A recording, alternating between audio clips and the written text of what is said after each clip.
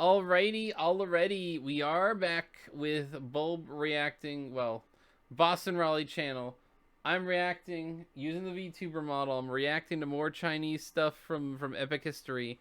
We had the first half of this episode we reacted to last week. We got, Chiang Kai-shek became the Generalissimo, took over. He had an infighting thing that happened with the communists, a little bit of falling out, and, you know, he has some warlords under his control. He's still got a relatively unified China, sort of. Kind of like stacked in an interesting way. And they're industrializing, so. I don't know. It's also in the 30s at this point. Let's see how this all turns out. And yet, 85% of China's population are peasants. Their lot has not improved since the time of the Qing. They remain desperately poor and benefit little from developments in cities like Nanking and Shanghai. Instead, many face a perfect storm of soil exhaustion, erosion, and rising rents. You know, the soil problem is actually a big problem when it comes to agriculture. You gotta be able to rotate soil crops. You also just have to have practices to try to revitalize soil, because you're going to have plants take up all the nutrients out of the soil, and it's just going to turn into, like, dust, you know? It's tough that way. You can't just make one thing all the time. You gotta rotate. They are largely ignored by the Kuomintang government, but not by the communists, who are actively spreading their message across the countryside. So these are some interesting. We got Zhou and Lai. We had Bo Gu. I don't think they've even properly introduced Bo Gu yet. But now you have the familiar face getting a little older. Mao Zedong. He is the dong. The big commie dong that gets swung and destroys everything, probably, maybe. To add to the woes of the rural poor, in 1931, catastrophic flooding devastates central and eastern China. That's pretty bad. Can't really help that too much, though. The scale of death and destruction is almost unimaginable. Estimates range from 1 to 4 million lives lost. That's pretty bad, It's one of the worst natural disasters in human history. Yeah, I could agree with that. The Japanese are a disease of the skin. The communists are a disease of the heart. Chiang Kai-shek, 1932. See, this is funny because Chiang Kai-shek, he has enemies everywhere. Enemies from within. He hates the Japanese that are effing around with them. He hates the communists that are effing around with them. It's funny that he says the Japanese are a disease of the skin, because it's like, it seems a little bit racisto. But the communists are a disease of the heart. Completely agree. Completely agree. Cannot agree more. Communism is a disease of the heart. You gotta have a heart of America. The Mukden incident, 1931. While the Republic of China struggles with its many challenges, foreign rivals look to take advantage. For decades, Japan has been extending its territory and influence at the Taiwan expense of and neighbors. Korea. Now, against a backdrop of heightened militarism and nationalism, some in Japan see China as the obvious target for further imperial expansion. Japan already has enormous influence in northeast China, right, and owns railways, factories and mines in the region.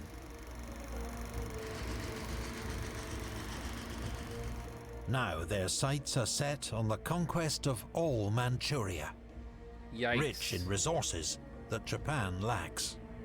It's also really cold. On the night of the 18th of September 1931, outside the city of Mukden, an explosion destroys a section of the Japanese-controlled South Manchurian Railway. Yikes, is this a false flag? But it's a false flag operation. Yo, I called it! The bomb has been planted by rogue officers from the Japanese Guangdong Army to provide a pretext for the conquest of Manchuria. See, that's how you do a false flag. It destroys something that barely matters. Ignoring Chinese and international protests, Like it does actually matter, but it's the kind of thing like you didn't destroy a train, you destroyed a section of track. Japanese forces attack. Within 3 months, their troops control most of northeastern China, driving back local Chinese forces commanded by Xian, the young marshal. The young marshal's getting screwed right now. All of China is outraged, but Chiang Kai-shek will not be lured into a general war with Japan. Right. Internal You don't want to pacification before external resistance. See, that's actually relatively smart in my opinion, because Japan is fully armed and ready to go F with China, and China has too many internal problems. The problem is that the internal politics of China are warlords who want individual power, communists who want totalitarian control, and then you have Chiang Kai-shek, who's the leader and not in a position to go to war with Japan very lightly. He insists. His strategy will be to trade space for time, and he orders Xian to retreat. Japan creates its own puppet state in northeast China, named Manchukuo. Manchukuo! Dude, that's actually super based.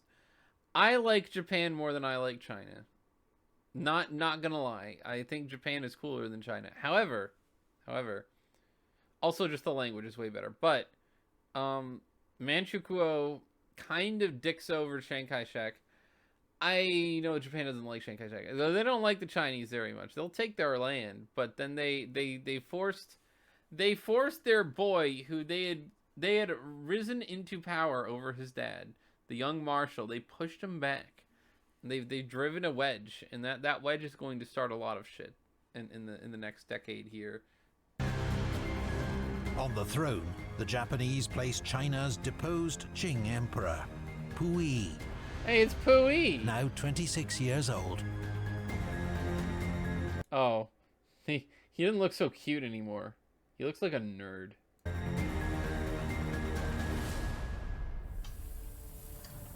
Has there ever in history been a long march like ours? No, never.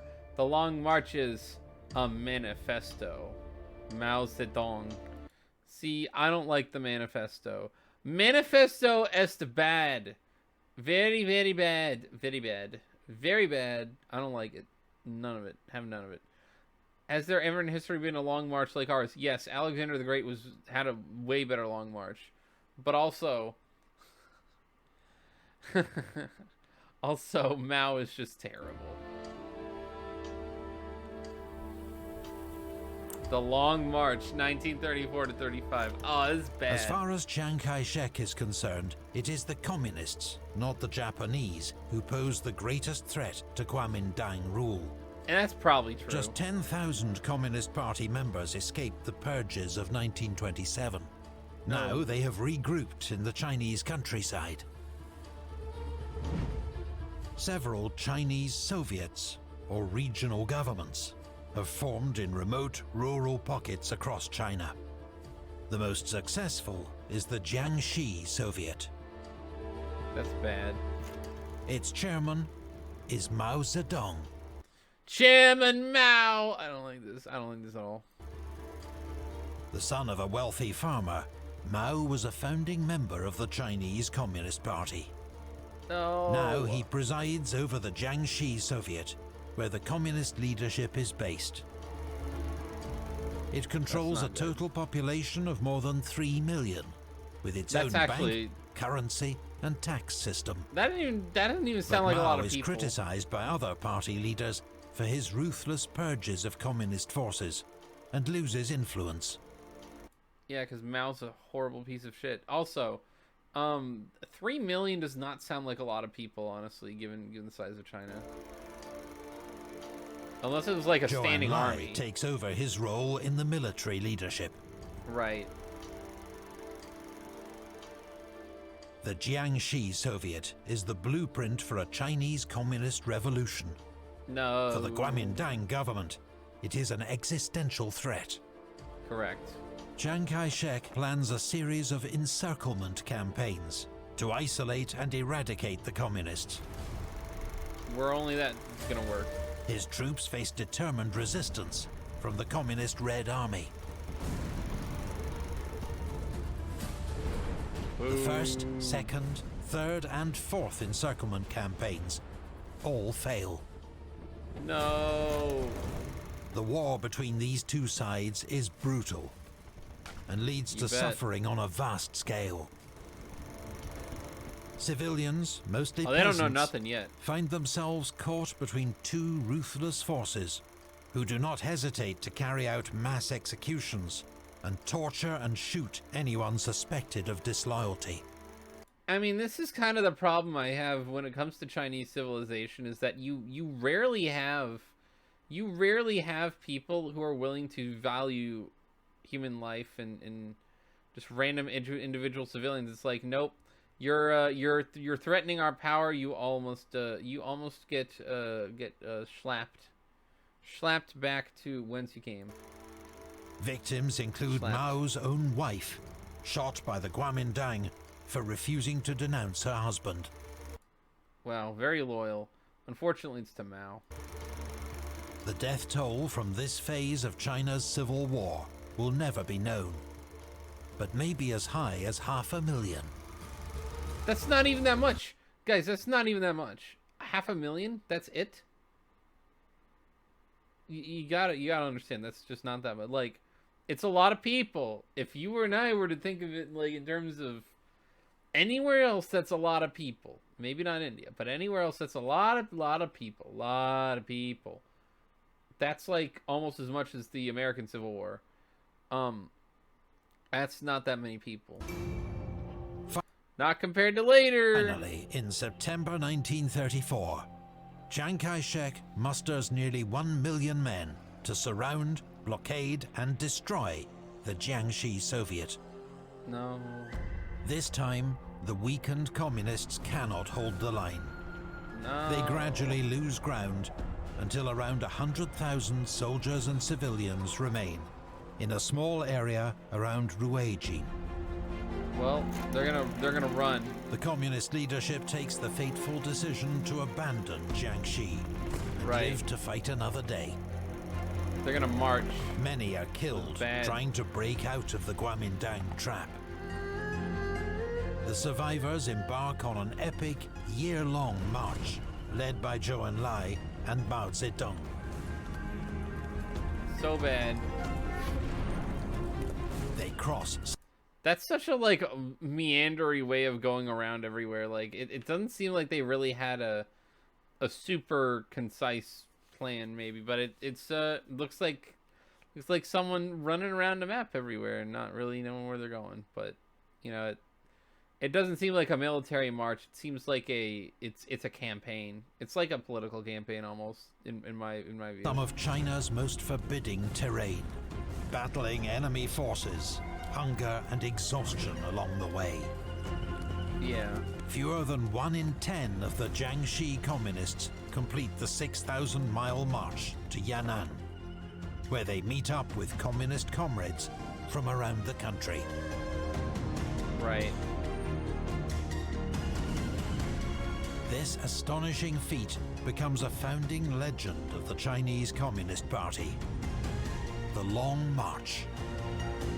Mao's leadership secures his place at the top of the party, at the expense of his Soviet-backed rivals.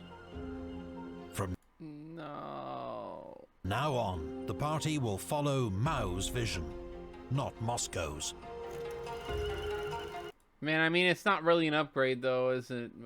Stalin or Mao? Like, if you're going based on, like, capability, Mao is capable of ruining all of his countrymen's lives, which is way more than there exists in Russia. But they're both pretty awful people. So, I mean, trading garbage for garbage, but communism should never have been allowed to spread like that. It seems to me as though people didn't really, like, there was a huge underestimation by people of how important it was to handle situations more delicately. And it's just like, let's just take power and then see what happens. And then this is what happens, this garbage. For the moment, communist prospects look bleak. They have been decimated and are on the run. But their fortunes are about to take a dramatic turn.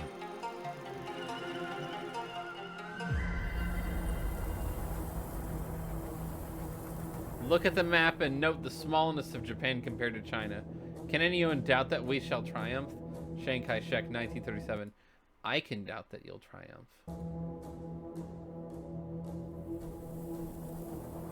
Xian incident, 1936. December 1936. Chiang travels to Xian in northern China to visit Jiang, the young marshal. His troops are leading the fight against the communists in their new northern base.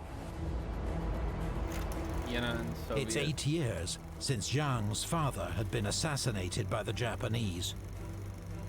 3 years later, they'd driven his army out of Manchuria. He is infuriated by Chiang's refusal to challenge the Japanese, and he's come up with a bold plan. The young marshal. Jiang kidnaps Chiang Kai-shek and forces him to negotiate face-to-face with the communists. That's not good. That's really not good. Dang. Dude, the Japanese betrayed him, and Chiang Kai-shek didn't back him immediately, so he betrayed Chiang, and that's not good. That's not good. Represented by Zhou Lai. Uh-oh. After 2 weeks of talks, Chiang Kai-shek gives in. Having promised to end the internal fighting and confront the Japanese, he is released. See, this is crap though, because that's not how you don't just it's just Manchuria. You could have waited. Right? They could have waited. Absolutely could have waited. They could have waited him out. Things would have gotten good enough to where they would have had other allies. They didn't need to. They just had to wait it out. That's all they had to do. All they had to do was wait it out. As soon as Chiang's safely back in Nanking, he has Jiang placed under house arrest. Right. But on the crucial point, he keeps his word. Right. Chiang agrees to form an alliance with his communist enemies, a second united front. I don't like that at all. I don't like that. Also, Mao's hair is terrible. It looks like that dude from that frumpy short dude from the Lorax, man. When you have that kind of hair, just don't ever listen to that guy. To take on Japan. On the night of the 7th of July, 1937, a small detachment of Japanese soldiers demands to enter the walled town of Wanping, close to Peking, to search for a missing soldier. Uh-oh. The Chinese garrison refuses. Tensions rise. A shot rings out from a Chinese position. Then, both sides open fire. That'll happen. One of the bloodiest wars of the 20th century has just begun.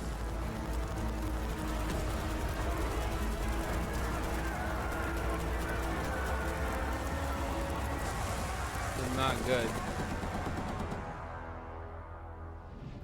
Do you want to watch unreleased new Epic History videos right now? Not really. All of them are released. Anyway, World War II. World War II gonna be next episode. I think is gonna be World War II. We're gonna get into World War II, and then we're gonna see what happens between old Chiang Kai-shek and Mao Zedong, because they're gonna both be very, very key figures. I mean, they already have been key figures in the last decade of this, but they're gonna be even more key figures. My soul is being crushed watching this every step of the way. In all seriousness, definitely be sure to go check out Epic History. Link in the description for this video and for the channel. Go check them out. Go watch their documentaries. They seem pretty good. I liked it. I like this one. This is our 4th episode. Definitely let me know what you'd like to see other than Chinese history in the future. Would you like to see me react to anything else by Epic History, or would you like to see me react to just other stuff, or would you just you want more Chinene? We can have more Chinene. Yeah, definitely have yourselves the rest of a great night, rest of a great evening, rest of a great day, whatever time it is for you. Have a good one. Bye bye. Ni hao.